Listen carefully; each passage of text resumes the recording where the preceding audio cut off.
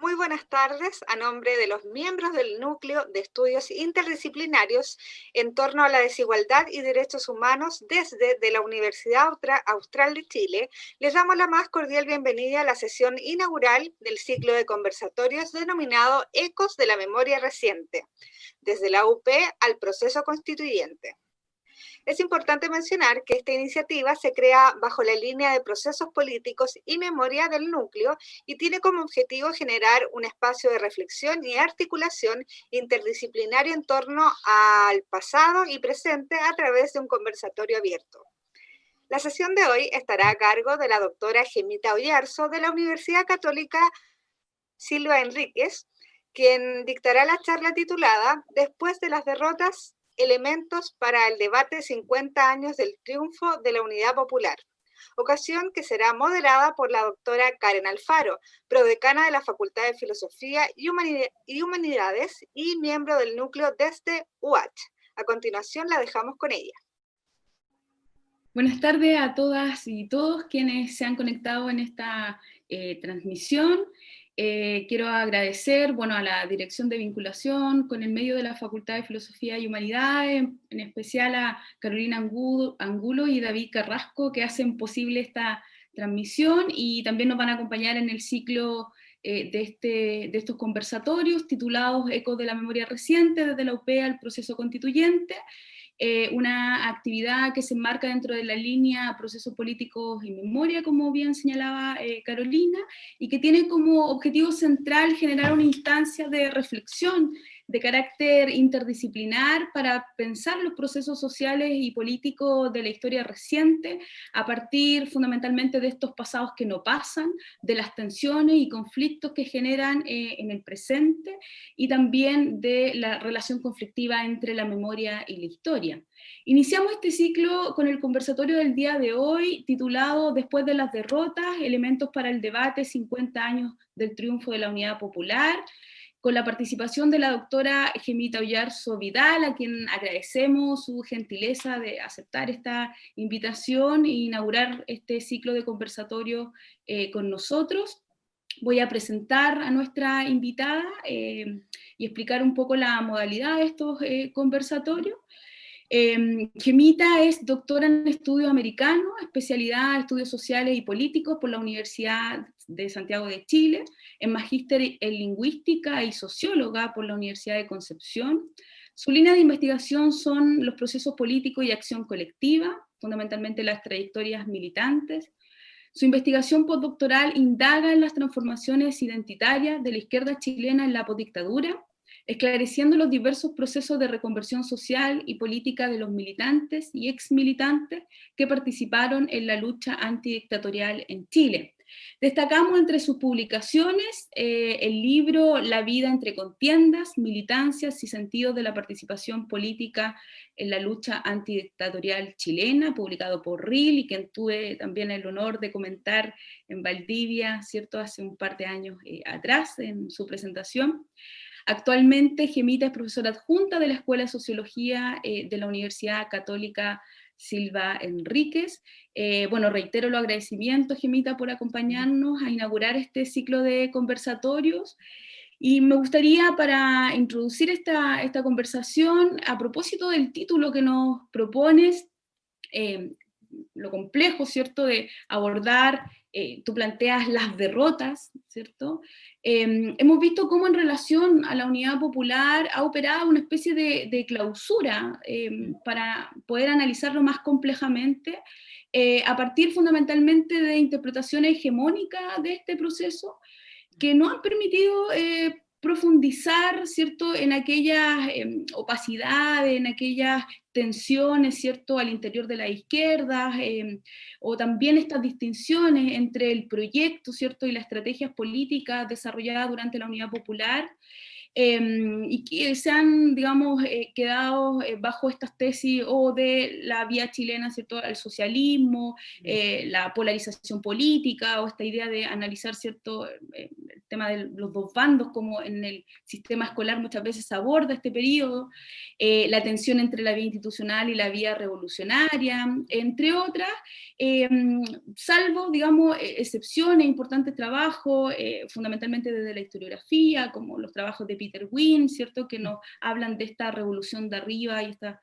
revolución desde abajo, los trabajos también de historiadores como Julio Pinto, Verónica Valdivia, Rolando Álvarez, entre otros y otras, que han puesto precisamente en tensión estas tesis hegemónicas que han clausurado este pasado, ¿cierto?, reciente en torno a la Unidad Popular, y por lo tanto que nos permiten comprender un proceso en su riqueza, ¿cierto?, en su diversidad de actores y en su complejidad política, que es también, ¿cierto?, una deuda con este periodo histórico.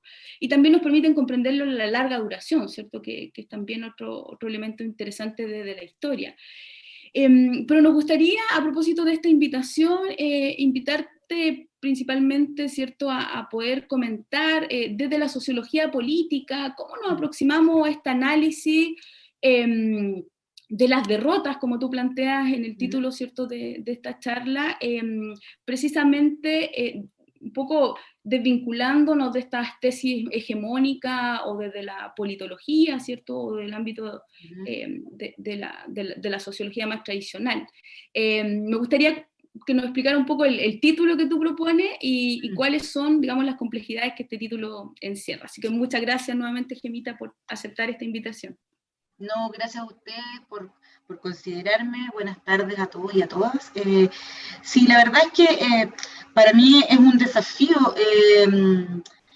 hablar de la Unidad Popular desde mi lugar, que es el de la sociología política, entendiendo que hay una importante producción historiográfica que ha sido sostenida en el tiempo respecto a ámbitos específicos de la Unidad Popular. Por lo tanto, retomarla desde la sociología política es un desafío, no solo porque lo hago yo desde otras preguntas probablemente, sino porque extrañamente la Unidad Popular ha sido escasamente estudiada por las disciplinas, por la sociología política y por la ciencia política, como que después de la crisis de la UP, la sociología y la ciencia política se dedicaron a otras tareas y la UP como periodo histórico, como proceso de movilización social quedó, en mi opinión, en el baúl o en el cajón de los recuerdos dolorosos y no volvió a estudiarse a partir de nuevos marcos teóricos. Entonces, para los sociólogos políticos es un desafío porque tenemos que ir a desenterrar escritos y como tratar de construir nuestras interpretaciones desde otros lugares. Pero yo acepté el desafío. Esto que voy a presentar es parte de un capítulo de un libro que se me solicitó. Mi colega de la Universidad de Chile, Miguel Urrutia, y otros compiladores van a sacar con la editorial Escaparate un texto sobre la Unidad Popular, precisamente a partir de conmemorando los 50 años. Y entonces, claro, cuando me pidieron el capítulo, yo dije, pero chuta, hablar de la Unidad Popular, un poco me compliqué al principio y después decidí emprender la tarea, y eso me permitió retomar algunas discusiones que había dejado pendiente en mi seminario de tesis doctoral en algún momento. Bueno, el título, después de las derrotas, justamente le puse así, no porque la exposición hable sobre las derrotas de la izquierda, sino justamente es una provocación para decir que lo que estamos diciendo hoy día de la Unidad Popular 50 años después, se dice precisamente después de todas las derrotas. Se dice después de muchas batallas por la memoria, como diría Steve Stern, ¿cierto? Se han lidiado ya. De hecho, los derrotados de la Unidad Popular ya han ganado muchas batallas por la memoria. Se escribe después, los investigadores que escribimos hoy día, 50 años después, escribimos después del informe Rettig, escribimos después de la Comisión Balech, escribimos ahora después del estallido. Entonces estamos asistiendo no solo al después de la derrota de la izquierda, sino también al después de la derrota de la misma derecha, porque aun cuando con la institucionalidad autoritaria la derecha impuso su modelo político y cultural, a mí me parece que es importante resaltar que la batalla por la memoria la derecha la perdió. Aun cuando tergiversan hasta los días de hoy algunos contenidos de esa discusión, lo curioso es que la derecha debe recurrir al lenguaje de los derechos humanos, al lenguaje de sus enemigos, y en ese sentido no gana la partida. Todas las veces que ha intentado tergiversar la discusión, no lo ha conseguido. Siempre el paradigma de los derechos humanos, con todo el cuestionamiento que tuvo en el seno de la propia izquierda, sigue siendo el paradigma para releer el conflicto, y eso permite, por tanto, entonces, a través del paradigma de los derechos humanos, nosotros podemos también releer el periodo de Allende con otros códigos. Entonces, la figura de Salvador Allende y de la Unidad Popular, a mi modo de ver, ya ha dejado de ser esa figura del caos, ¿cierto? Ha dejado de significar esta izquierda rupturista que arrastró, ¿cierto?, al país a la debacle, porque esa era la memoria de los vencedores, ¿no? Y ahora está permitiendo, ¿cierto?, repolitizar justamente las movilizaciones sociales de ahora, a propósito pero que también vienen de la conmemoración de los 40 años, y el propio estallido permite revisitar estas experiencias desde otro lugar, pero sin dejar de hacer nunca un balance crítico también del rol de la izquierda. Y eso es lo que yo quiero hacer en esta ocasión. Por lo tanto, yo divido mi presentación en dos partes. La primera repasa algunas de las tesis justamente politológicas que explican la crisis de la Unidad Popular, a la luz de la experiencia comparada, que es lo que hacemos los sociólogos políticos, y luego, entonces, cuáles son las lecciones de los procesos de radicalización política, que son las respuestas comparadas, y sacar algunas conclusiones al final para invitar a la audiencia a reflexionar sobre la UP, ¿cierto?, con miras al proceso constituyente. Bueno, entonces, partiendo con la primera parte del análisis crítico, repasar solo brevemente aquellas tesis macropolíticas que explicaron la crisis de la Unidad Popular, que yo la titulé Preguntas incómodas y respuestas comparadas. Preguntas incómodas porque precisamente nos remiten a las razones de la derrota de la izquierda, pero que en las respuestas comparadas nos permite al mismo tiempo relativizar esa tesis de la derrota de la izquierda. Voy a explicar por qué. Bueno, yo parto mi análisis bajo la hipótesis de que la Unidad Popular hay que analizarla como proceso de movilización social ascendente, en el cual están confluyendo y disputándose espacios diversos actores sociales y políticos, y no solamente el proyecto revolucionario de la izquierda. Eso como primera tesis. Por lo tanto, entendiendo que la UP fue un proceso amplio de movilización social, tratamos de avanzar en más allá de la tesis de la cultura de la derrota, y cuestionar también las mismas tesis politológicas que explicaron la crisis. ¿Cuáles fueron ellas? Bueno, la primera, la más difundida en la ciencia política fue ¿verdad?, la de Arturo Valenzuela, ¿cierto?, esta idea del presidente minoritario, que llega, ¿cierto?, a la presidencia con un 36% de los votos, y que, ¿cierto?, si uno analiza el proceso de elecciones de la Unidad Popular, se da cuenta inmediatamente que el periodo de votación más importante lo obtienen precisamente en las parlamentarias del año 73, donde obtienen el 43,4% de los votos. La segunda tesis, ¿cierto?, politológica, y que ha sido más difundida por sociólogos políticos como Tomás Mulián y Manuel Antonio Garretón, es la disputa entre gradualistas y revolucionarios al interior de la UP, y junto a eso, entonces, resaltan estos autores la importancia que tenía construir grandes mayorías políticas para llevar adelante el plan de reformas de Allende. Es decir, el quiebre interno, según estos autores de la Unidad Popular, habría sepultado entonces la posibilidad de construir grandes mayorías, entre otras razones porque la izquierda, en su radicalidad, la izquierda, digamos, revolucionaria, no habría visto las similitudes que tenían las reformas de Allende con las de Radomiro Tomic, y que no habrían podido entonces construir este bloque. Y la pregunta que yo me hago a partir de estas dos tesis es si acaso en el Chile del 73 existía ese bloque progresista o no. Y la verdad es que si uno repasa los hechos, lo cierto es que no, porque no estaban las condiciones para construir esa mayoría.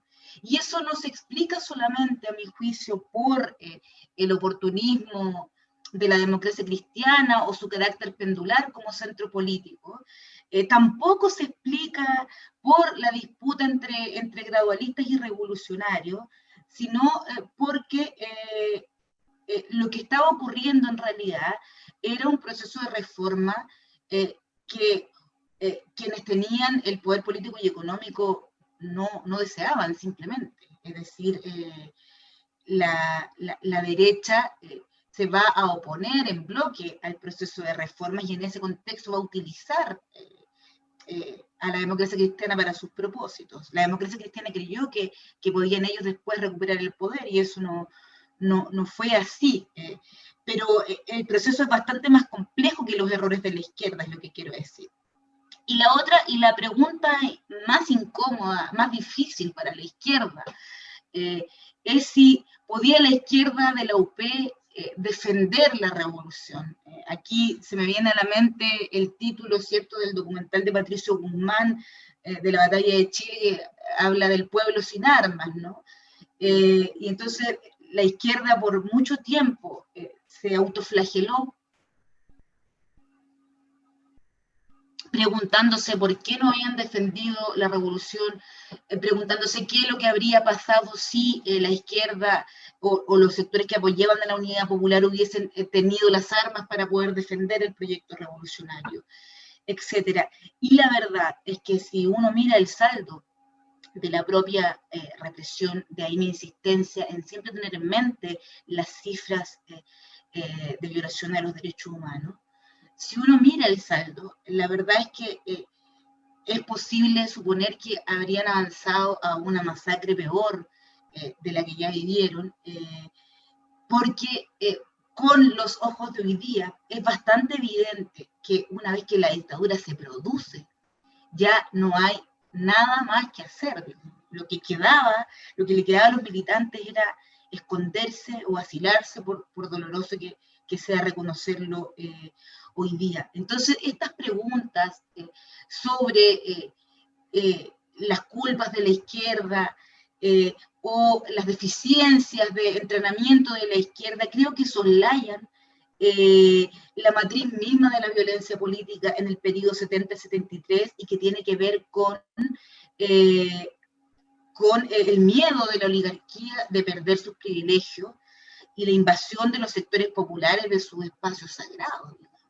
O sea, la oligarquía chilena nunca le perdonó a sus peones la insolencia de haber apoyado a la UP, y en este sentido creo que no hay que olvidar nunca que si uno suma las víctimas que reconoce el informe Rettig y luego la corporación por la desaparición de personas que se constituye en el año 96, el 34,7% de las víctimas reconocidas por el Estado eran obreros y campesinos. Por lo tanto, ahí se ve cuál fue el ciclo de movilización social que la dictadura va a clausurar. Entonces, ¿qué lecciones podemos sacar de los procesos de radicalización política? Y aquí vienen las respuestas comparadas.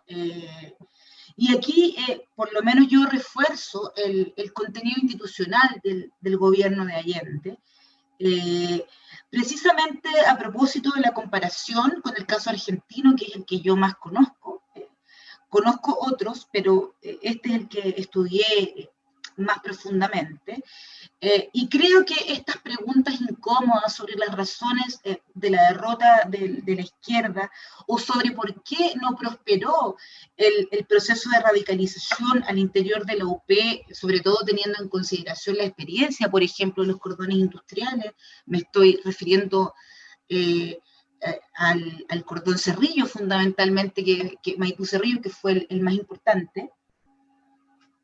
Entonces, da la impresión ahí que la izquierda siguió un poco anclada en esta pregunta de si hubiéramos si hubieran proliferado estas formas de organización autónoma, ¿cierto? Podríamos haber defendido la revolución que estábamos construyendo.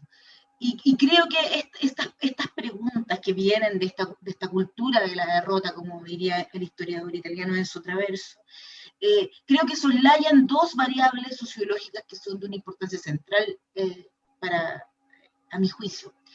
Uno es la confianza de los actores en los procesos institucionales para satisfacer las demandas de una movilización social. Y la segunda, y esta es muy importante, es el papel de la represión del Estado para explicar los procesos de radicalización y sobre todo el desenlace de esos mismos procesos.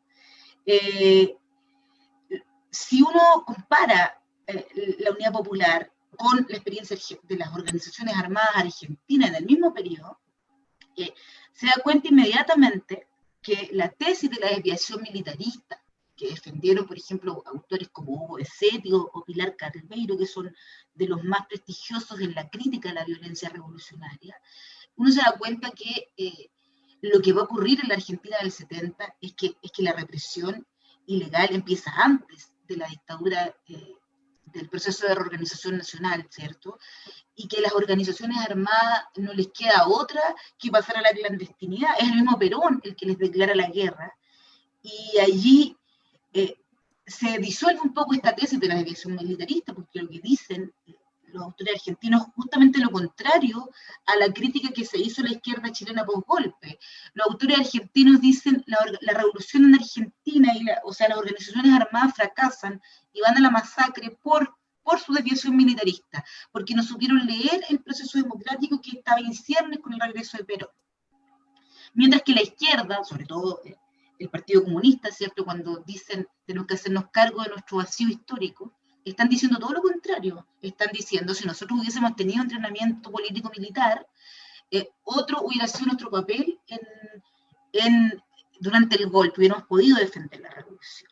Pero creo que esas dos extremos de la discusión están soslayando, como yo digo, estas dos variables. Y me parece a mí que es importante analizar esto de la confianza en los procesos institucionales, porque en Argentina lo que estaba ocurriendo es que la represión contra las organizaciones armadas estaba ocurriendo dentro del aparato del Estado, por lo tanto no les quedó otra alternativa que clandestinizarse. Mucha de la discusión sobre la fusión de organizaciones armadas se dio al interior de las cárceles, o sea, los presos políticos que estaban en los penales de la Patagonia Argentina, en Rawson y Trelew. Y en el caso de la Unidad Popular, por tanto, entonces, puede considerarse un contraejemplo, porque lo que vamos a observar en la Unidad Popular es que aun cuando efectivamente el proceso de movilización abrió un espacio digamos, generó un horizonte de expectativas y también mucha incertidumbre de cómo iba a ser el proceso, tampoco esa radicalización pasó los límites de la institucionalidad. Creo yo, voy a explicar por qué. Los trabajadores chilenos y los pobladores apoyaron a Allende hasta el último día. Toda la movilización social que va a ocurrir, sobre todo después del paro de los camioneros en el año 72, va a ser para respaldar la gestión de Allende, para combatir el desabastecimiento. Los propios cordones industriales surgen para poder hacer funcionar el proceso productivo, para combatir el sabotaje, ¿cierto?, de las grandes empresas y de los patrones. Y aun cuando había beligerancias entre partidos políticos, por ejemplo, entre el MIR, que no estaba en la Unidad Popular, pero que gravitaba en torno a ella y tenía, ¿cierto?, un fuerte enfrentamiento en ese entonces con el Partido Comunista, no llegó, por ejemplo, a generarse un sindicalismo paralelo a la CUT. como sí ocurrió en Argentina en el mismo periodo, y tampoco llegó a ocurrir nunca un enfrentamiento, una guerra fratricida entre los distintos sectores. Las dirigencias partidarias no lo hubieran permitido jamás. Hubo tensiones, desde luego, pero las formas de movilización tampoco sobrepasaron el contenido institucional, a mi juicio, porque el gobierno de Allende generó las oportunidades políticas para la maduración de diversos tipos de formas de movilización. Es decir, el trabajo territorial de base que se hizo en el periodo fue muy importante, y hoy día los militantes lo pueden reconocer, ya sin las culpas, ¿cierto?, o sin las responsabilidades sobre la derrota. Por lo tanto, Mario Garcés, por ejemplo, ha mostrado que el movimiento de pobladores, el periodo de Allende fue el periodo en que más beneficios obtuvieron. Él cuenta más de 1000 en realidad, entre las principales ciudades del país, 1000 episodios de movilización que van a ocurrir en este periodo. Por lo tanto, para decirlo en sencillo, la izquierda articulada y los sectores populares que habían respaldado a la Unidad Popular, la verdad es que no tuvieron la necesidad de incurrir en prácticas rupturistas, porque el Estado les estaba abriendo estas posibilidades de participación política de manera directa o indirecta. Y lo que va a ocurrir es que precisamente esta vinculación entre los partidos políticos y la movilización social va a empezar a desbordar justamente el propio sistema de partido, y va a empezar a competir, empieza un proceso de maduración, y justamente su incremento electoral en las parlamentarias del 73 habla de las mayorías que se estaban construyendo, que no eran solo mayorías electorales, sino que eran también mayorías sociales que estaban articuladas con los partidos y las diversas organizaciones en ese periodo de movilización. Eso. Dime, para verte. Sí, sí, me gustaría, a propósito de esta primera parte, poder leer algunas preguntas de quienes nos acompañan, ¿ya? Digamos, son preguntas en dos partes en relación a tu intervención del profesor colega Roberto Morales. La primera dice, ¿se quiere decir defender para decir lucha armada, o la defensa del proceso de la UP pudo tener otras fuentes que la militar? La segunda pregunta es, ¿desde dónde se puede evaluar lo gradual o inmediato de un proceso? ¿Serán suficientes las interpretaciones de analistas profesionales?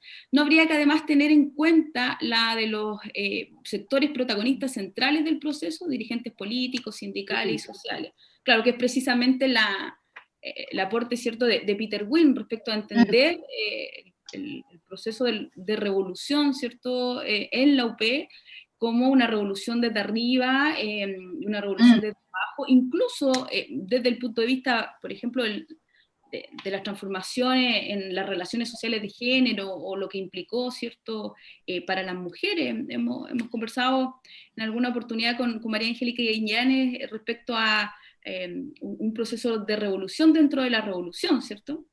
Entonces me parece que es interesante estas preguntas del profesor Morales en torno a dar cuenta de un proceso que más complejo, con múltiples actores y rostros. Y hay una última pregunta, dice, ¿de qué manera influyeron las condiciones existentes en Latinoamérica en el contexto de la Guerra Fría?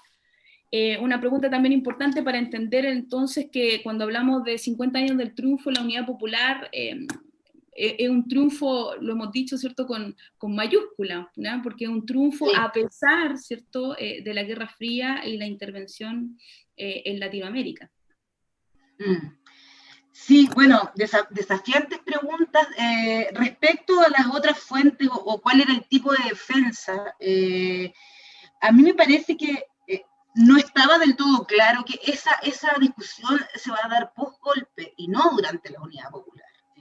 Creo que el tema de la lucha armada concretamente va a ser una discusión que se va a delinear con mucho más claridad después, y que justamente es consecuencia de la represión de la dictadura en contra de los partidos, de los comités centrales, etc. Yo creo que eso no está claro, Más bien, lo que sí está, a mí me queda claro el análisis de la Unidad Popular es que tanto la izquierda como la derecha tenían conciencia de los límites de los procesos institucionales que permitían llevar adelante la reforma, por decirlo así. También los partidarios de la Unidad Popular empezaron a darse cuenta que por la vía institucional no iban a obtener las mayorías que necesitaban y que tenían que empezar a impulsar otras formas de lucha. Y un ensayo de eso fue la experiencia de autonomía de los cordones industriales, pero a mí me parece, desde mi opinión, que eso no es, si era lucha armada o no, si se necesitaba una derrota militar de la burguesía. Yo creo que probablemente el MIR sí lo tenía más claro antes, pero después, ante la sonada del golpe, era bastante claro que una vez producido el golpe no había mucho más que hacer en contra del ejército regular, y esa discusión se va a dar después, a mi juicio. El tema de la gradualidad, al menos yo sí, bueno, no están en esta exposición, pero yo he trabajado así con protagonistas, con militantes de base, y que les tocó, además fueron reclutados en este periodo de las 30 entrevistas que yo hice para el proyecto postdoctoral, 10 de ellos empezaron a militar en la Unidad Popular, y ellos lo que dicen hoy día es que efectivamente había que las formas de movilización más rupturistas no eran necesariamente excluyentes con el proyecto de la Unidad Popular, por ejemplo. Me estoy refiriendo a las tomas de fondos de fábrica, en ese sentido me refiero con rupturismo, digamos. Pero que esos procesos no necesariamente eran excluyentes y que podían acompañar el proceso de la Unidad Popular. Pero también reconocen, sobre todo los militantes del MIR, que en ese momento, 69, 70, 73, sus organizaciones también estaban en proceso de conformación, eran muy jóvenes, entonces estaban recién empezando a enraizarse con bases sociales diversas, que yo creo que ese es el proceso más interesante. Fueron las formas, más allá de las formas de lucha o las estrategias de la revolución, que era una discusión importante en los partidos de izquierda, si se estaba leyendo bien o no el proceso revolucionario, si se estaban optando por las estrategias políticas y, vamos a poner entre comillas, militares correctas, sino que más bien lo importante ahí fue la forma de articulación entre partidos y diversas bases. No hay que olvidar que la Unidad Popular, a mi juicio, los partidarios de la Unidad Popular no están pensando en una revolución que se va a construir mañana como gran utopía. La revolución se está haciendo ahí, a partir desde ese trabajo cotidiano. Eso es lo que tiene la Unidad Popular, por eso que los militantes la definen como el periodo más feliz de sus vidas, de plenitud existencial, donde estaban todas las posibilidades abiertas. Eso creo yo. Por lo tanto, claro, el gradualismo, hoy día la evaluación que ellos tienen es que en realidad la izquierda, tanto la radical como la gradual, no fue para nada rupturista, si uno lo mira con los ojos de hoy. O sea, todos trabajaron para que el gobierno de Allende pudiera continuar, nadie se fue en contra del gobierno de Allende, estaban a la espera, ¿no? El MIR sobre todo. No hubo realmente un rupturismo, y lo que sí hubo fueron formas de participación política que no se podían codificar en los códigos del sistema de partidos. Y bueno, respecto a la revolución latinoamericana, claro, por cierto, la Guerra Fría es un marco que no se puede eludir, pero a mí me parece, el otro día escuchaba precisamente la conferencia que dio el historiador uruguayo Aldo Marchesi y Bet Lozoya en USACH sobre justamente esta idea de la revolución latinoamericana. A mí no me gusta tanto meter estos procesos dentro de esta gran categoría de Latinoamérica, porque creo que esa inclinación a decir, bueno, es una oleada, ¿cierto?, de la revolución cubana, y que afecta, por lo tanto, a todo el continente, no permite mirar los procesos políticos internos y que van a producir y van a gestar diversos procesos revolucionarios que hoy día han sido leídos con estas categorías generales. Pero a mí me gusta más pensar, sobre todo, el proceso de la Unidad Popular y también su dramática ruptura, desde sus factores políticos internos. Las intervenciones, evidentemente, de Estados Unidos en la ruptura democrática nuestra están súper documentada. El otro día leía un artículo que sí, pero sacó hace como 2 o 3 años atrás, que lo reeditaron a propósito de justamente en este 11 de septiembre, que la CIA siempre invirtió $8 millones en derrocar a Allende desde el 70 en adelante. Por lo tanto, claro, está el conflicto mapeado en los códigos de la Guerra Fría, y por eso que la democracia cristiana no se alió con la derecha, para sacar a los marxistas del poder, porque además le habían quitado el poder a ellos, que pretendían, cierto, ser una coalición estable en el tiempo. Ese era el sueño del camino propio de la democracia cristiana. O sea, también está documentado que Eduardo Frei Montalva fue un importante agente de la CIA, si eso es así, ¿no? ¿Quién podría desconocerlo? Creo que sí, pero a mí me parece que es importante, sin, digamos, soslayar la importancia del contexto internacional.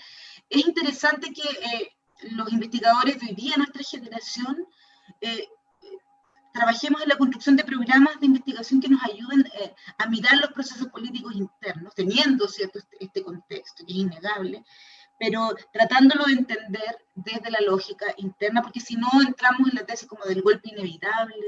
O sea, yo creo que si no hubiese prosperado la alianza entre la democracia cristiana y el Partido Nacional, probablemente hubiera sido más difícil que se produjera el golpe, tal vez se hubiera demorado un poco más. Para mí es bastante evidente que luego de las parlamentarias del 73, el golpe era una cuestión de tiempo, es decir, el trancazo del 73 lo hacen los militares para ver si acaso iba a haber resistencia al golpe, y se dan cuenta que no.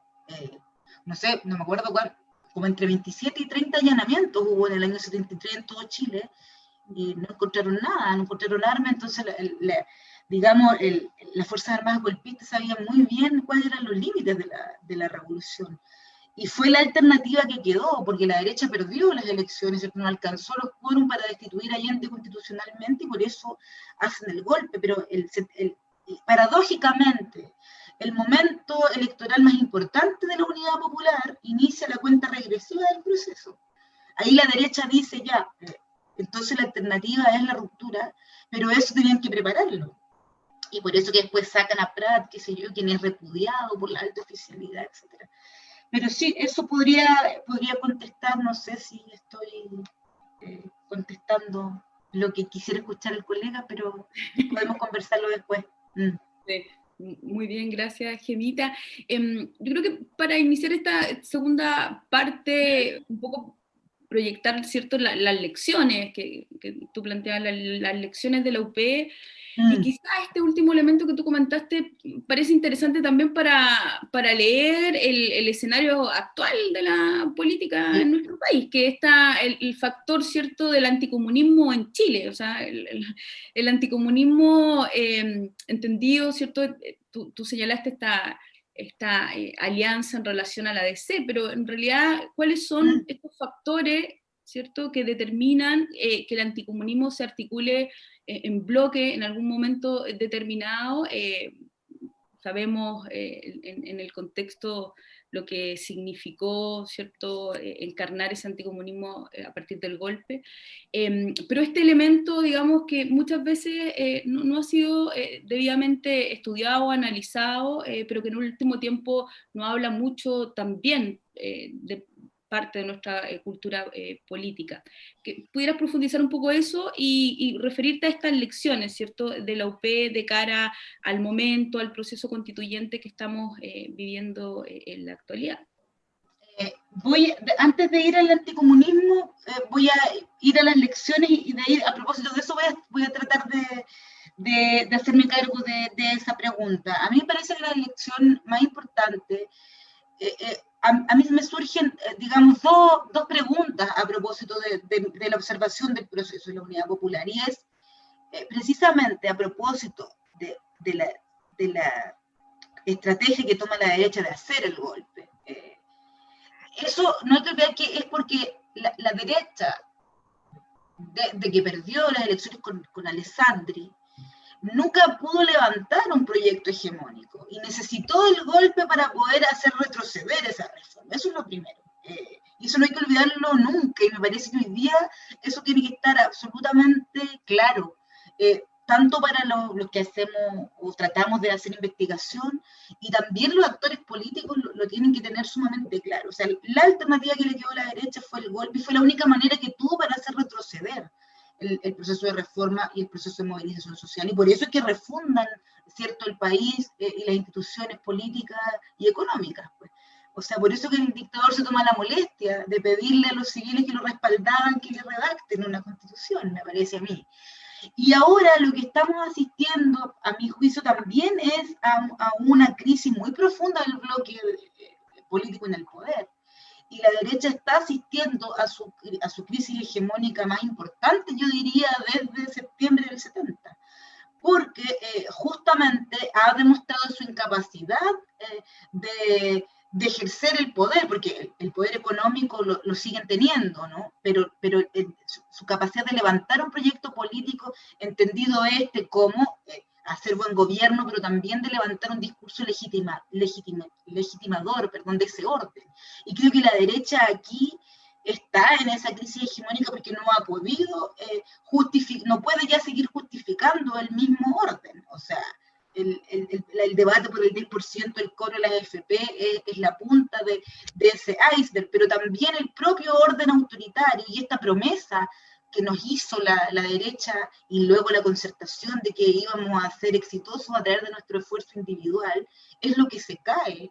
Empieza a caerse con las movilizaciones estudiantiles, no son los estudiantes los primeros en decir, por usar esta frase de la fábula, ¿no? El rey va desnudo, porque los estudiantes dicen, la educación es segregada, por lo tanto esta promesa del éxito no se cumple porque hay colegios y universidades para ricos y otras para pobres. Eso por un lado.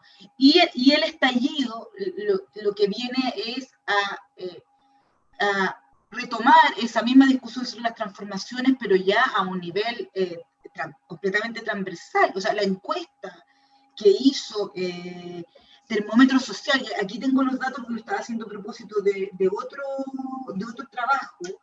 O sea, la aprobación de la movilización social en pleno estallido era altísima. El 79,5% decía que iba a votar en la elección constitucional. Y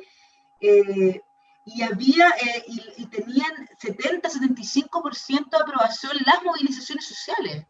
O sea, las personas pensaban que eran justas, y por otro lado, los políticos, los ministros sacaban el peor puntaje en términos de confianza. Por lo tanto, creo que el estallido también rompe el clivaje derecha-izquierda, y por tanto, el anticomunismo, creo yo, porque ya no puede mapearse el proceso en la lógica derecha-izquierda.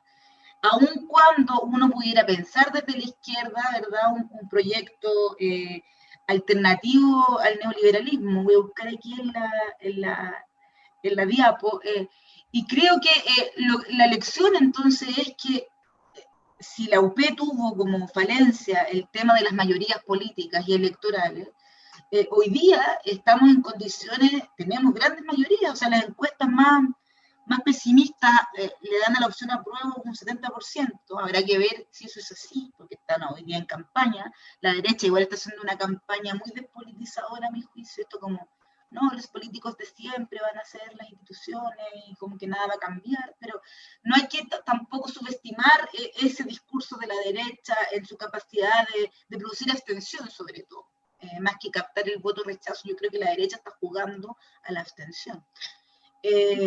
Y ahí yo creo que la elección es justamente la necesidad de articular grandes mayorías políticas que están hoy día estadísticamente, lo dicen todas las encuestas, pero que tienen que poder articularse en un proyecto político colectivo que los lleve a la conquista del poder, porque si no funciona. Y yo creo que ese es el desafío, que es muy difícil, porque estamos en un panorama de fragmentación política quizá más importante de los últimos 30 o 40 años.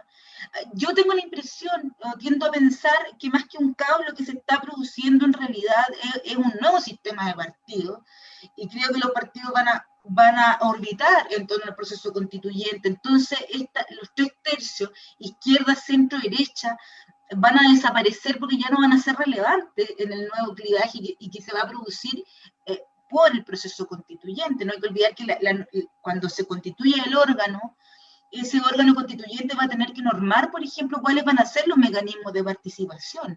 Y si no lo norma, también la movilización social lo va a presionar a hacerlo. Y eso va a producir una apertura del campo político que no habíamos tenido nunca antes en la historia, creo yo. Y ahí los partidos van a tener que orbitar y probablemente se construyan nuevas coaliciones. Y respecto al anticomunismo, y con esto voy, es que creo que no tiene mucho sentido, incluso para la derecha, seguir reproduciendo esos discursos anticomunistas porque el clivaje hoy día es otro. Incluso estamos más allá del clivaje autoritarismo-democracia, me parece a mí, que estamos hoy día es un clivaje que tiene que ver con participación ciudadana, profundización democrática versus élites. Y en las élites hay políticos de todo el espectro, socialistas y comunistas. A mí me parece que los partidos tradicionales van a seguir jugando un rol, pero sus espacios, pero van a tener que subordinarse a las demandas. No me parece, no van a ser capaces de imponer una agenda, sino que más bien van a tener que acomodarse en torno a esa agenda. Y sí, hay un tema, sobre todo yo creo en las clases medias, con el miedo al comunismo, y tiene que, a propósito de la candidatura de Daniel Jadwe, o de la eventual candidatura presidencial de Daniel Jadwe. Ahora creo yo que no es muy productivo decir, oye, ¿qué vamos a hacer si hay un candidato comunista? Sino más bien, y aquí yo estoy de acuerdo con lo que han dicho otros politólogos, que esa discusión sin un acuerdo programático que articula a todos estos actores y con vocación además de conquista del poder, es un poco estéril a estas alturas. Y creo que Daniel Jadwe podría representar una alternativa siempre y cuando fuera, digamos, acompañado de este programa y no fuera como el candidato PC, sino como el candidato de esta gran fuerza política en torno, y que se podría llamar perfectamente, no sé, no quiero ser tan, me va a salir como la Revolución Mexicana, pero es como, no es el Partido de la Reforma o Partido Ciudadano, es como otra categoría la que hay que usar, y ahí podría tener posibilidades, pero claramente el anticomunismo va a funcionar, pero creo que funciona en algunos sectores, funciona en la derecha más extrema, en el voto rechazo, básicamente porque la derecha piensa que son comunistas todos aquellos que están fuera de su arco, digamos, entonces no ve la diversidad. Y creo que más bien la izquierda lo que tiene que insistir es en rescates del pluralismo y de la diversidad. Creo que tiene que trabajar por un proyecto político de ese corte. Creo que cometeríamos un error si pensamos que el proceso pasa solamente por el cambio de modelo económico, por el control del proceso productivo. Creo que hoy día son tan importantes las demandas identitarias y por reconocimiento como las demandas redistributivas, que están en la agenda, por cierto, no han desaparecido para nada. Pero una izquierda nueva que quiera plantearse como alternativa al neoliberalismo también debe hacerse cargo precisamente de las demandas de las feministas, de las demandas de los pueblos originarios, de las minorías sexuales. Es un arco mucho más amplio porque estamos hablando de una sociedad que es absolutamente más compleja. Yo creo que la izquierda del 70 y el 80 estuvo bien al debe, justamente con la incorporación de estas otras identidades y de estas otras diversidades. O sea, no hubo una discusión, más de alguna militante me ha dicho a mí, había mucho machismo, leninismo, dicen las militantes, para decir que había una masculinización del proceso revolucionario, pero no. Y además se entendía, por ejemplo, que en el marco de la lucha antidictadura y cuando el propósito era derrocar a Pinochet, como que las demandas de género quedaban para la democracia y quedaban para después. Pero hoy día no, porque precisamente la acción colectiva feminista es la que va a recomponer la pieza que le faltaba a la movilización social estudiantil. Porque el feminismo de hoy día, yo diría, no he estudiado en detalle quiénes son sus organizaciones, pero yo diría que es mayoritariamente estudiantil y que ha tenido que ver con las mujeres que han accedido a la educación universitaria, que es muy importante que se feministizaron precisamente en el proceso de ingreso a la universidad, y que hoy día están cumpliendo el sueño de las feministas del 60 y el 70, que yo pienso que ellas pensaban que no iban a vivir para ver justamente una oleada feminista como la que están viendo ahora. Y creo que la izquierda debe recoger, una nueva izquierda, debe recoger esta diversidad de demandas, y que tiene que ver con demandas identitarias por el reconocimiento, el derecho al otro, la tolerancia, la diversidad, etcétera, etcétera. No puede pensar que la batalla es solo por el cambio de modelo económico. Si lo piensa así, va a estar condenada a la fragmentación permanente, y justamente a despertar estos miedos o alimentar el discurso anticomunista de sus enemigos históricos, me parece. Gracias, Gemita. Bueno, voy a leer dos comentarios. Hernán Cuevas dice, muchas gracias, Gemita, querida Gemita. La pregunta gruesa sigue siendo si es posible realizar cambios revolucionarios en democracias capitalistas. El segundo comentario, Hernán Peredo dice, a propósito de este comentario que hiciste, ¿cierto?, de los colegios, dice, y muchos de esos colegios para el comercio de la educación fueron establecidos por connotados concertacionistas sin ningún decoro. Y me gustaría, bueno, agregar a esos comentarios, y para cerrar, ¿cierto?, este conversatorio, un poco la reflexión a propósito del título de las derrotas, ¿cierto? Y si efectivamente, digamos, la dictadura estableció, o sea, qué tipo de derrota, o qué es lo que se derrotó, ¿cierto? Si es tú señalabas la necesidad de articular un proyecto, ¿ya? O sea, un proyecto social popular, el proyecto social popular que llevó al triunfo de la Unidad Popular, es un proyecto largamente construido, ¿cierto?, posibilitó una serie de triunfos y conquistas, que llevó a cabo, ¿cierto?, la conformación de un Estado con política social, de avance importantísimo, ¿cierto?, para la clase trabajadora, que llevó a cabo también por la vía institucional un proyecto de reforma agraria que transforma, ¿cierto?, y pone en tensión la relación de propiedad de la tierra en particular. Y también un movimiento social popular que vivió otras derrotas a lo largo del siglo XX, ¿cierto?, que fue duramente también reprimido. Entonces me gustaría que en relación a eso pudieras precisamente poder profundizar, y para cerrar, ¿cierto?, esta intervención, respecto a qué es lo que, ¿cómo entiendes, cierto?, si es esta derrota del proyecto, de la estrategia institucional, de los partidos de la izquierda, como tú lo señalabas. Y leo la última, también Hernán Cuevas, el último comentario, dice, ojo, neoliberalismo y política de identidad se han mostrado bien afines. Sí. ¿No hay acaso un cierto multiculturalismo neoliberal? Claro, que a propósito de este análisis que tú planteas, ¿cierto?, de cómo se funda una izquierda que se hace cargo de aquellos sujetos, identidades que se pusieron en tensión precisamente, ¿cierto?, a propósito del 18 de octubre. Sí, interesantes preguntas. Voy a partir por la derrota, porque eso me permite retomar el tema del cuáles son los límites de la revolución o de una reforma en la democracia capitalista. Bueno, yo creo que la derrota, si uno lo mira desde el caso chileno concretamente, efectivamente lo que se puede ver es que lo que cristaliza en la Unidad Popular es un largo proceso de construcción de organizaciones y de incorporación de los sectores populares a la contienda política. Eso es la Unidad Popular, y eso es lo que la dictadura corta como proceso social. O sea, es un ciclo de movilización social largo, son luchas históricas muy largas.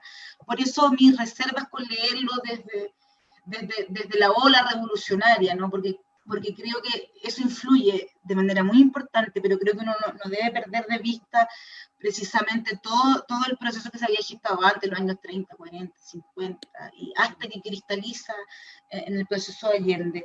Eso, por un lado, es la derrota de un ciclo de movilización social. Yo justamente en este artículo que estaba trabajando, lancé una tesis que usted puede considerar a lo mejor audaz, pero yo creo que lo que derroca la dictadura no es el marxismo.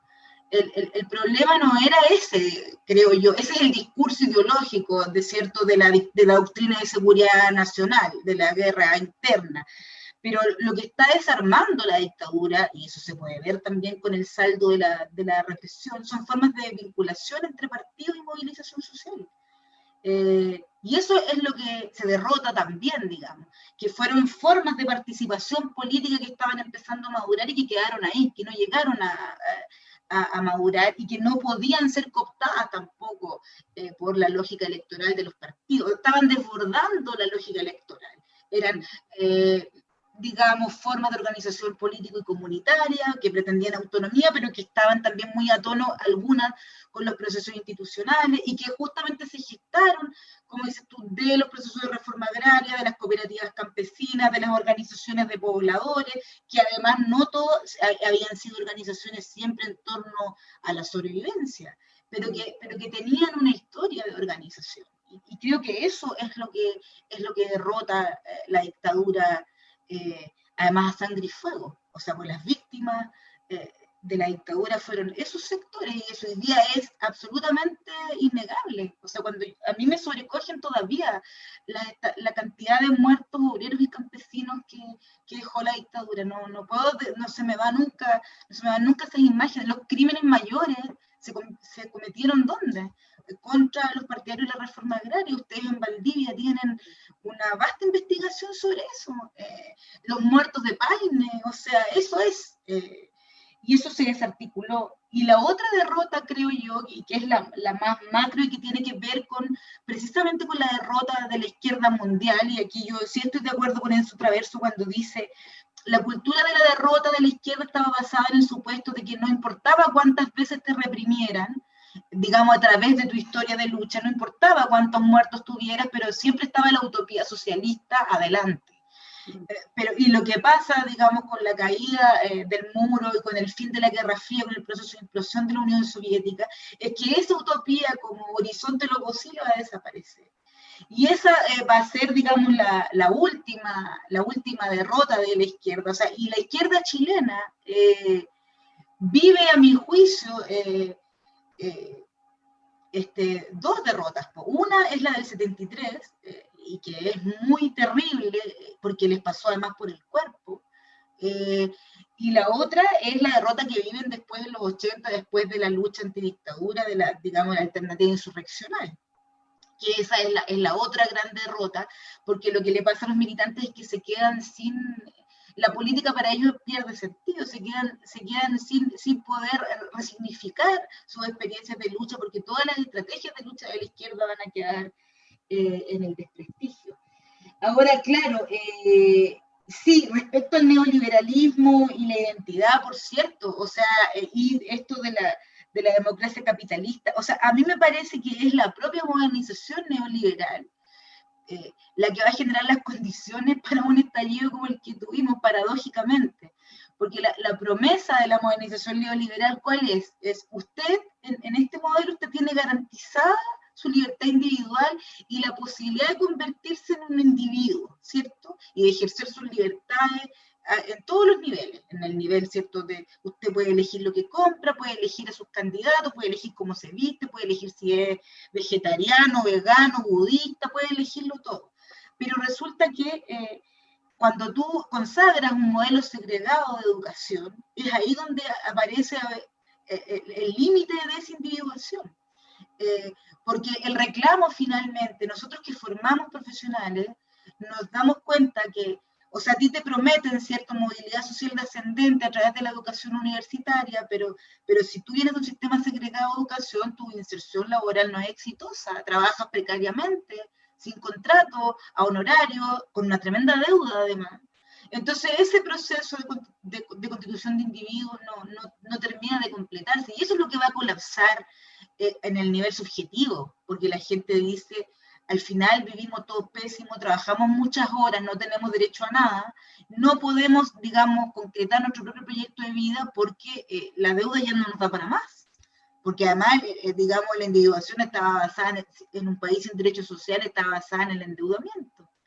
Entonces, eso es, creo yo, lo que va a colapsar, y creo que ahí, claro, el neoliberalismo generó sus fisuras, y termina entonces yéndose la movilización social en contra de los grandes consensos que habían sido más legitimados, por supuesto, por los gobiernos de la Concertación. Pues sí, los que le dieron legitimidad política y social al modelo de la dictadura fue la Concertación, en este neoliberalismo con rostro humano, de las campañas de la focalización de la pobreza, y que fue exitoso, porque en efecto la pobreza disminuyó.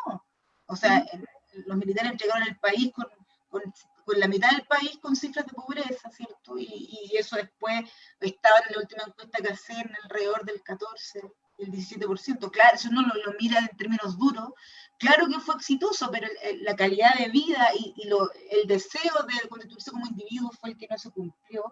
Y bueno, la revolución, ¿cuáles son los límites en la democracia capitalista? Es una gran pregunta, porque y yo creo que tendría que responderla la propia movilización social, no necesariamente nosotros los analistas. Yo me inclino más por una agenda reformista, si ustedes quieren, así como más al estilo de los países escandinavos, canadienses, que son una matriz capitalista, que por una cuestión revolucionaria, entre otras cosas, porque, o sea, si uno lo compara con otros procesos revolucionarios exitosos que después terminan, digamos, justamente porque son excluyentes, terminan fracasando, ¿eh? Porque, o sea, yo he sido muy crítica, por ejemplo, del trabajo de Manuel Antonio Garretón, pero yo le encuentro razón en una de las cosas que dijo, y es que el proceso político debía incluir al adversario, en este caso a la derecha y el centro, porque si tú los sacas, se ponen conspirativos, se ponen golpistas, digamos, que es lo que pasa, digamos, en los procesos, por ejemplo, Bolivia, Venezuela. Claro, cuando tú haces un proyecto político excluyente, después terminan, digamos, pulverizándolo por fuera y haciendo todo tipo de conspiraciones. En ese sentido, yo me inclino más por una agenda reformista, aunque va a tener que ser negociada efectivamente con amplios actores políticos. Y ahí yo creo que, claro, yo creo que no hay que confundir el capitalismo con el capitalismo neoliberal. Es decir, es distinto hablar del capitalismo cuando tú tienes sindicatos fuertes, por ejemplo, y mecanismos normados de negociación colectiva, que cuando no los tienes, como es el caso nuestro, nuestra ley laboral, la original, acuérdense usted que mandó Bachelet, no tenía derecho a huelga, después se corrigió. Hoy día hay mucha sindicalización, pero está atomizada. Entonces, claro, no es lo mismo hablar de capitalismo cuando tú tienes sindicatos fuertes como interlocutor que cuando no los tienes. No es lo mismo hablar de capitalismo cuando ese capitalismo, por ejemplo, garantiza el acceso a la salud y a la educación y no segregado de un conjunto amplio de la población. No es lo mismo hablar de capitalismo cuando en algunas comunas tú tienes áreas verdes y en otras no, por ejemplo. Creo yo que hay un tema con el, no sé si es una revolución o esta es una revuelta anticapitalista, no sé, yo creo que es más bien de decir, queremos vivir el capitalismo, pero queremos tener también derechos sociales que además pueden ser pagados con este capitalismo. Porque esa es la discusión macro, ¿no? Es decir, los derechos se tienen que pagar, y no solamente se pagan a través de la vía tributaria, ¿no? De los impuestos, sino que tiene que generarse riqueza, y tenemos un país que la está generando y no la está repartiendo.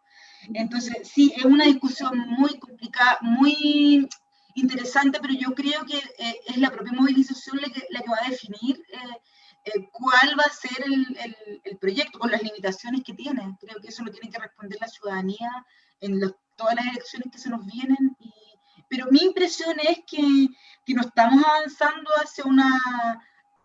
hacia una revolución de todo el sistema, sino que lo que se está cuestionando justamente es la regulación de ese capitalismo. Es decir, para decirlo en sencillo, a mí no me molesta que Luxich y Piñera sean ricos, y yo creo que a la gente no le molesta eso. Yo creo que lo que les molesta es que Luxich y Piñera sean ricos coludiéndose, sean ricos, digamos, evadiendo impuestos, sean ricos no pagando contribuciones mientras nosotros sí las pagamos. Creo que esa es la discusión, pero por supuesto que hay un tema con la corrupción también, del modelo que le facilita la vida a los sectores que tienen más dinero y a los que tienen que trabajar. No, eso es, me parece, pero habrá que ver cómo evoluciona. Eso. Sí, yo creo que en parte ha respondido esta otra pregunta que hace Ricardo Yarzún. Dice, Allende en su último discurso sostuvo y se abrirán las grandes alamedas por donde pasa el hombre libre. ¿Piensa que este proceso constituyente que gana el pueblo es un camino a esa libertad donde es posible que el pueblo defina un orden político y jurídico desprendido de la oligarquía? Yo creo que en parte ya has contestado, pero sí. Quizás interesante esta idea como el retorno, ¿cierto?, de categoría, digamos con una carga histórica, la categoría de pueblo, el retorno del pueblo como categoría a propósito del 18 de octubre, que eran categoría en desuso en la cultura política. Totalmente. Que te pudiera referir a eso para ir cerrando y luego... Bueno, a mí el último discurso de Allende nunca me ha dejado de fascinar. Yo las veces que lo escucho siempre voy encontrando cosas nuevas. Tiene muchas claves para mí el discurso de Allende, además de esto de que se abrirán las grandes alamedas que se abrieron. Siempre me acuerdo la marcha esta más grande, la más grande de Chile, que fue en noviembre, el 15, ¿no? Que fue como esta marcha o el 25 de octubre, ya no lo recuerdo, de millones de personas, en las calles de todo Chile, además. Pero Allende también tiene esta instrucción, ¿no?, del último discurso, cuando dice el pueblo debe defenderse, pero no sacrificarse, y como que la semilla que hemos sembrado no va a morir, dice él, ¿no? Y eso es lo que uno ve después en la lucha antidictadura, y creo que ahí se ve justamente el contenido institucional de Allende, porque Allende sabía muy bien que si los partidarios de la UP defendían la revolución, iban a la masacre. Eso lo sabía muy bien, y por eso decide morir en la moneda. Pero creo que, claro, hay clave de cómo se repolitiza hoy día eso, y creo que lo más rescatable es que hoy día estamos pudiendo leer precisamente el periodo de la UP más allá del trauma y de esta idea del caos, ¿cierto? Como este vacío que se va a producir. Hay un salto histórico entre la UP y lo que pasa después, y más bien uno empieza a encontrar la continuidad de las luchas redistributivas, y la continuidad también de los mismos, de muchos actores políticos, porque los militantes de entonces hoy día también están participando activamente de organizaciones de derechos humanos. La gente está viva todavía, no están, digamos, en su casa. Creo que ahí hay unas continuidades que tienen que ver con las transferencias también de las experiencias de lucha, que creo que eso hace mucha falta, como los viejos militantes pueden transmitir también sus experiencias políticas, que fueron riquísimas en ese periodo. Y creo que justamente que por la derrota no pudieron narrarlas, porque se culparon ellos del fracaso del proyecto, cuando en realidad lo que tenían era, ¿cierto?, una derecha financiada por el imperio, y que les dio una guerra que no podían ganar, en definitiva. Y hoy día pueden rescatar esas experiencias de lucha, y creo que eso se puede, es un diálogo interesante que puede ser fecundo. O sea, entonces si la pregunta es, ¿se abrieron las grandes alamedas? Yo creo que sí, que se abrieron, pero ¿cómo van a entrar esos actores al proceso? Se tendrá que definir, y yo tiendo a ser optimista y pienso que la movilización social va a presionar mecanismos de participación que van a ser inéditos, y que vamos a estar muchos años escribiendo y haciendo tesis doctorales sobre eso, porque va a cambiar completamente el espectro político. Por supuesto que el texto constitucional no va a ser perfecto, va a haber polémica, probablemente va a haber tropiezos y decepciones, pero es un proceso de participación inédito, antioligárquico, por cierto, porque ya el hecho de tener pueblos originarios y mujeres ahí ya cambia completamente el tablero de la distribución del poder, y otras voces, y creo que es una oportunidad única que va a tener, por cierto, muchos muchos reveses, no va a ser fácil, pero que va a inaugurar formas de participación que van a ser bastante estudiadas después. O sea, el caso chileno siempre va a ser el caso a estudio, entonces seguramente nosotros mismos en 10 o 20 años vamos a estar hablando de esto con nuestros estudiantes, lo que nos tocó vivir en el estallido, etc. Creo que eso va a ser así. Bueno, muchas gracias, Gemita, Gracias por este conversatorio y precisamente lo que tú señalabas, o sea, esta necesidad, ¿cierto?, de volcarnos al pasado para precisamente poder desarrollar un diálogo y un aprendizaje de cara a los procesos políticos que estamos viviendo en el presente. Así que muchas gracias.